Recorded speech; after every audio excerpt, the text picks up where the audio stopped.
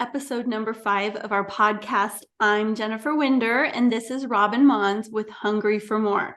And today we are going to talk about something very near and dear to me, and you'll understand a little bit more as we go. But we've been talking about the 3 different types of eating that are outside of hunger. And any type of eating will only fall in one of these 3 areas outside of hunger. So in episode 4, we talked about dam eats. If you missed that episode, make sure you go and watch it.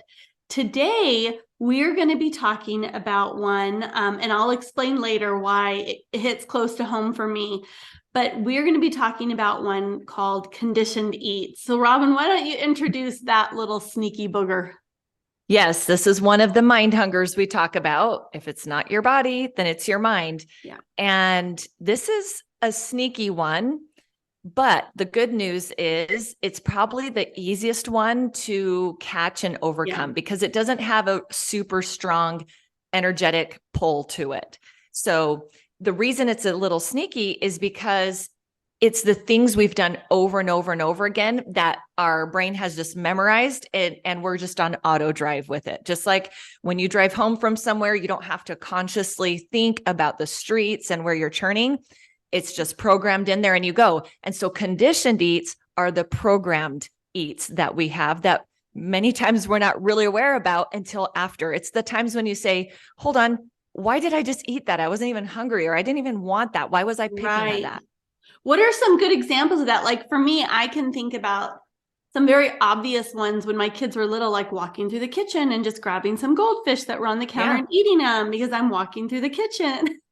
And, picking things off of their plates or whatever when they were little. Like those are ones that kind of sneak in and you're like, hey, why did I just eat that?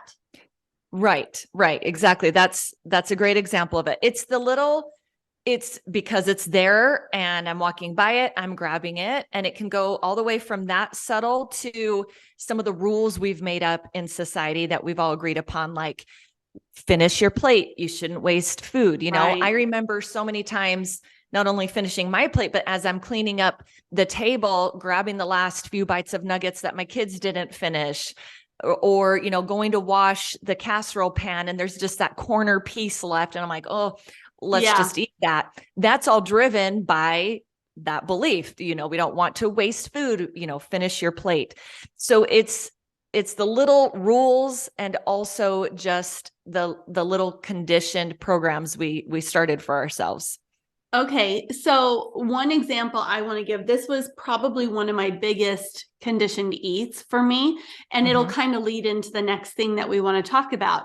My husband and I are huge movie goers. And when I first started becoming a conscious eater and changing actually a little bit of the way I ate and really paying attention to my insulin, I would go to this movie theater. And I love this movie theater because I could make myself a Butterfinger shake.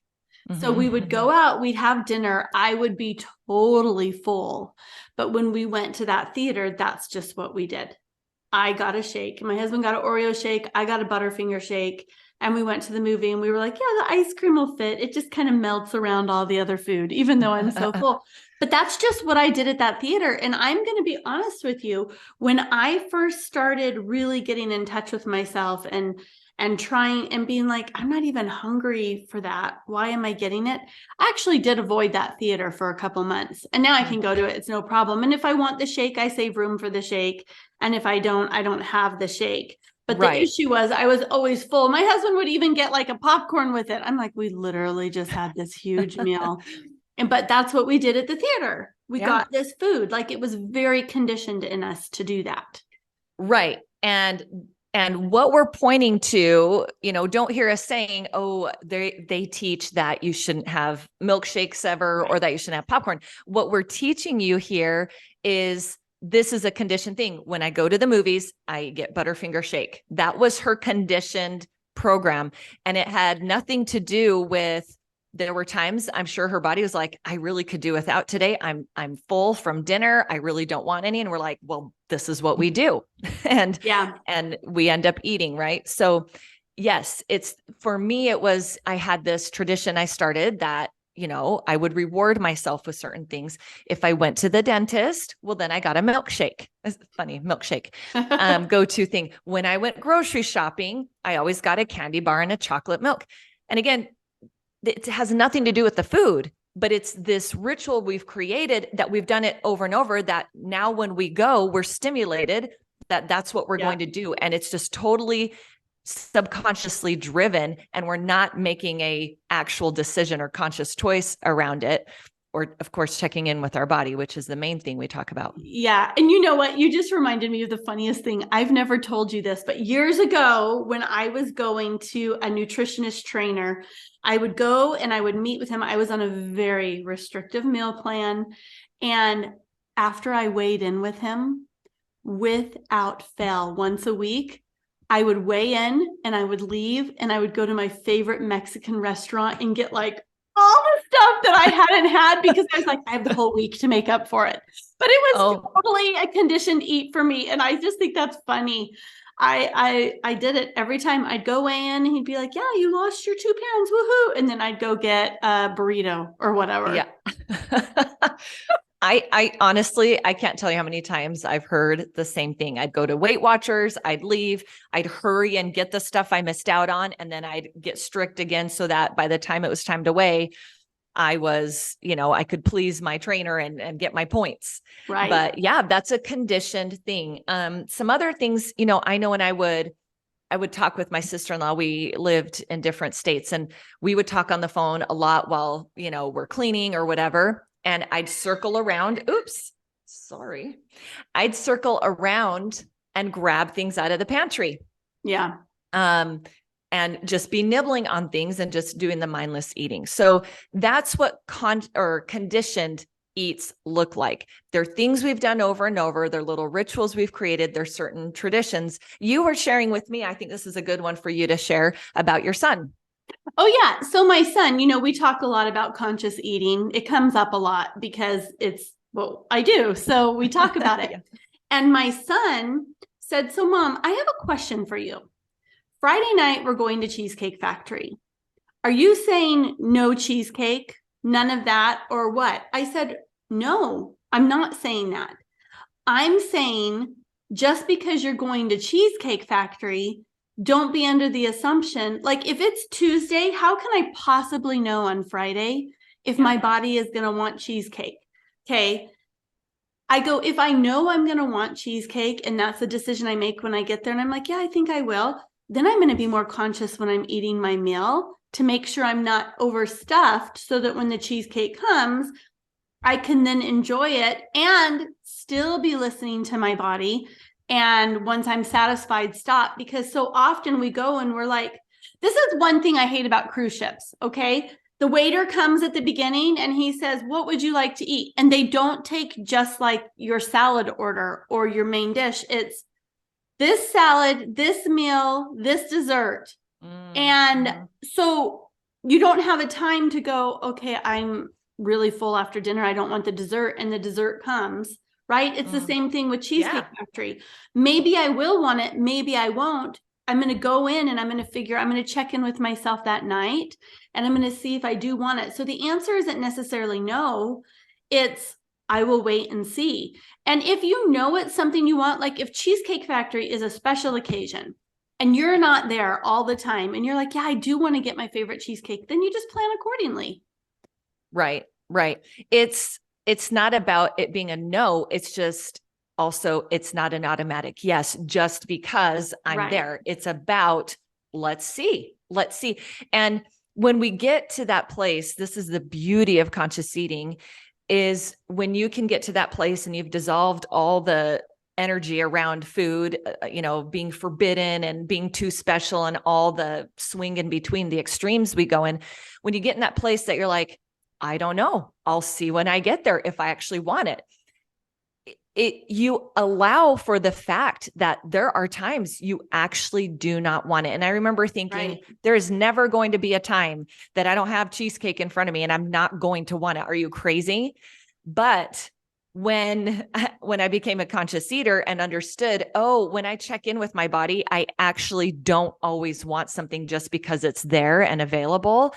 And it's not because I'm saying no because I'm trying to be good or say no because I'm avoiding that food. It's literally, I don't want it. And when I do want it, I will have it. Yeah. And you guys, give this a try. We're going to review with you guys the conscious practice, the solution to this. But when you put this to the test and you're not afraid to miss out on the food because tomorrow I have to be strict again. And you just know that when I want it, I will allow for it. You will realize your body is not asking you constantly for pleasure. And I used to really consider myself a sugar addict. And this is the point I landed. Right. And the other thing is, the second you take away that no, it's forbidden, I can't have it, all your mind wants is that thing. Yes. When you give yourself that allowance of, well, I'll decide when I get there if I want it, I'll see what I'm feeling, what I'm thinking.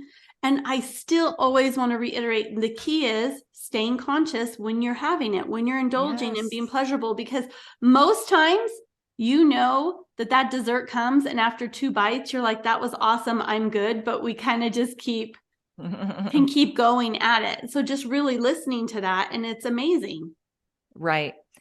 This is something that came up in a coaching session this week that I think goes right along with what you're saying.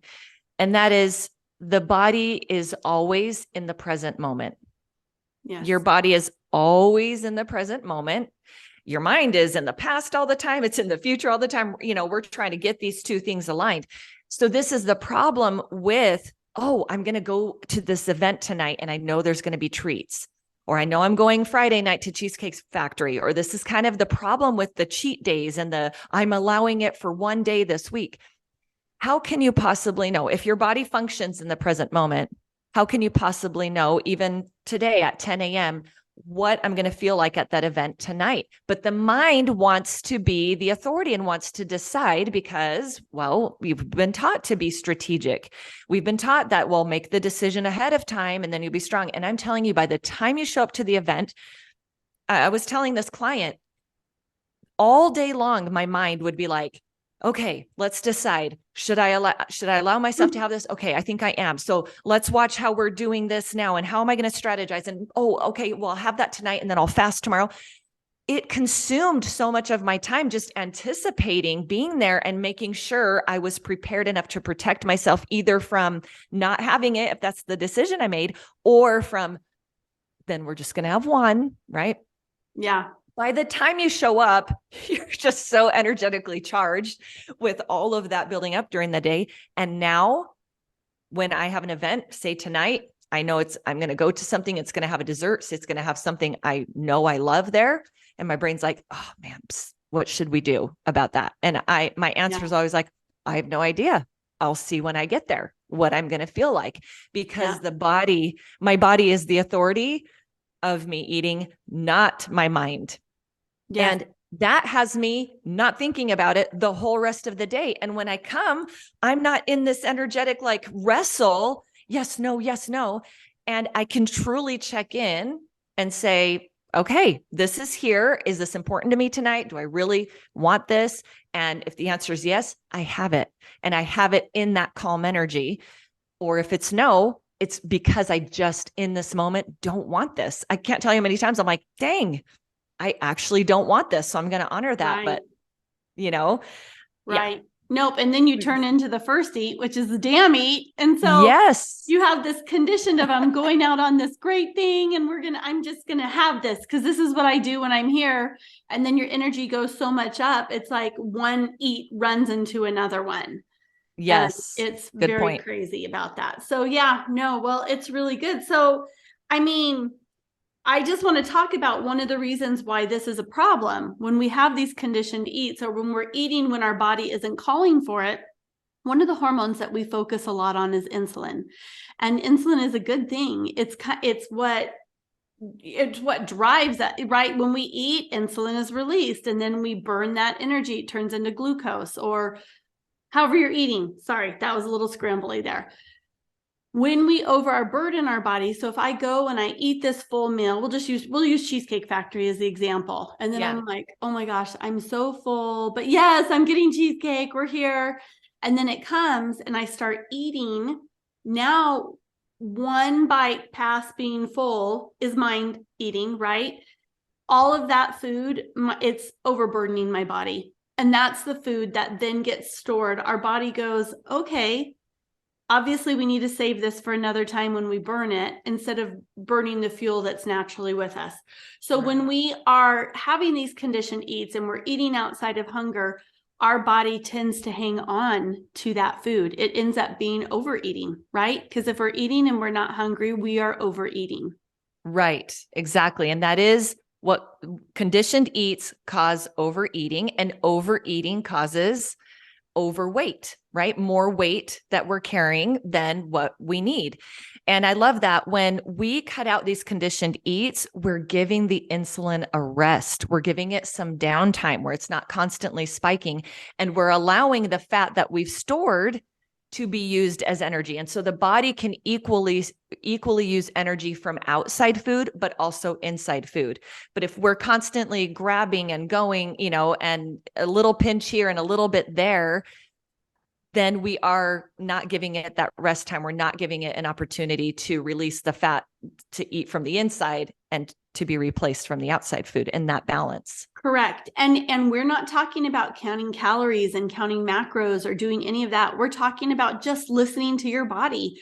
Eat when you're hungry and stop when you're full, and then honor that.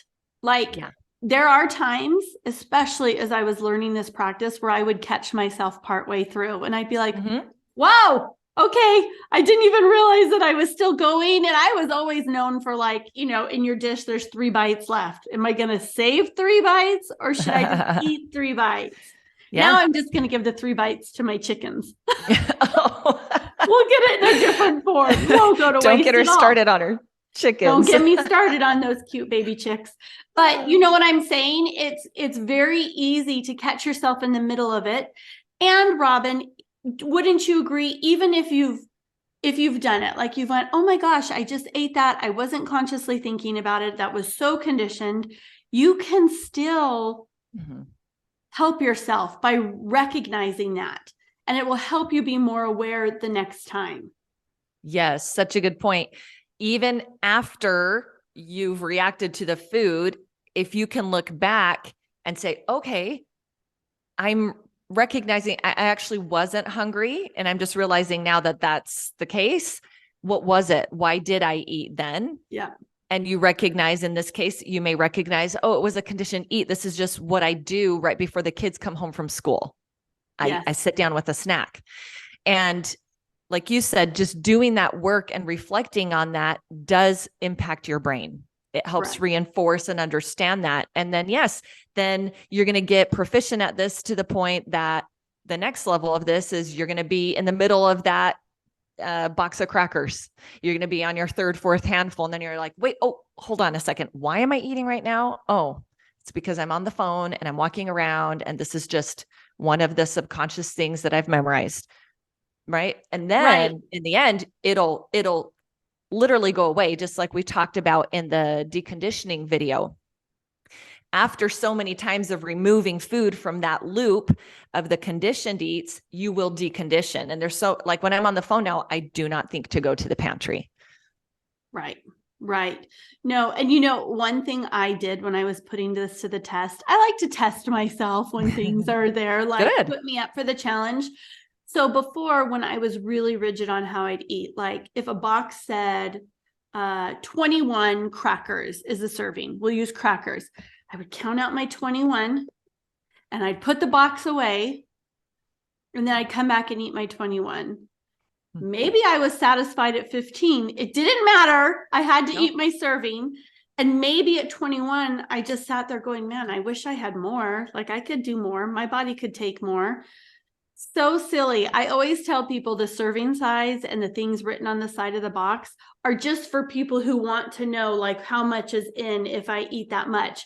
It's not, they don't know how hungry you are or aren't. Right. Exactly. You have to really, so I stopped counting and stopped doing any of that. And I was like, okay, I'm going to try this. I'm going to actually sit here and see how many my body needs today and see if the box knew what I needed. Like it was almost funny because I like challenges and stuff like that. But you really start training yourself on that, right? Yes. if a restaurant sets down a loaf of bread in front of you, it doesn't mean you're required to eat the whole loaf of bread. So just kind of challenge yourself and see where, if you can really listen to that and pay attention to that and see where that takes you. Exactly. Yeah. So good. So relevant. I know people are going to be listening, being like, yes, I know exactly what you're talking about. That even goes into, being assigned a calorie count. Yes. Am I eating my meals based on my body cueing me that I'm done? Sometimes I've followed calorie counts and I'm still hungry. Mm-hmm. And other times I've eaten according to the calorie count and I was full before meeting the number. Right. That's and it another changes. conditioned. Day to day, that changes. Wouldn't you agree? Oh, Like for one sure. day I may be hungrier than another day. No 2 days are the same for me. Absolutely. Absolutely. So I think we've given you guys a lot of examples of what conditioned eats are and look like. And the way that we solve for this, remember, I said it's the sneakier one because many times you just don't even realize it. So, how do we realize it? Well, the conscious eating practice that we taught at the beginning of this podcast and will continue to weave into all of the episodes, though it'll show up a lot because this is the answer, because it has you. Remember, I was talking about the body is always in the present moment. Conscious eating is about getting your brain to be in the present moment with your body. So before you react to food, if you just decide, okay, put this to practice today, guys, just like Jennifer was saying, put this to the test. Today, before I eat anything, I'm going to pause first, and I'm going to ask myself, is this hunger? Is this you, body, asking me to eat? Is it time for a meal? If the answer is no, then we're going to ask, okay, well, then why do I want to eat? It may be that it's a damn eat. It may be that it's a conditioned eat, that it's like, oh, yeah, it was here. I was passing by, the food got put out and I was passing by. Then you will catch it in real time. It's very hard to catch subconscious things that are so automatic in real time. So the conscious eating practice is the beautiful solution to that because it allows you to interrupt that before you give it the response to the stimulus. And then you can say, oh, okay, well, I don't know. I know I'm not hungry. I'll eat this later when I am hungry. Yeah. So, and it doesn't have to be a no forever. If it's something you really want, you have it. Right. And like we say over and over, it's in that moment, it's not about the food. How many calories is it? Will this make me fat? Is this a problem? Did I earn this today? Do I deserve to have this? It has nothing to do with that. It could be carrot sticks and kale. If my body's like, I'm good, I don't want it, I'm not the one telling you to have that, then we will know in that moment it's a mind hunger. And it's always one of these, any mind hunger you're having falls in one of these three categories. So that's why when you're aware of it, it makes it so much easier. And like we were saying in the beginning, this is the easier one to walk away. When I recognize like, oh, I don't want these nuts right now because I'm hungry. It's just this thing I grab and go. It's just no big deal to walk from when you understand what's going on. Yep.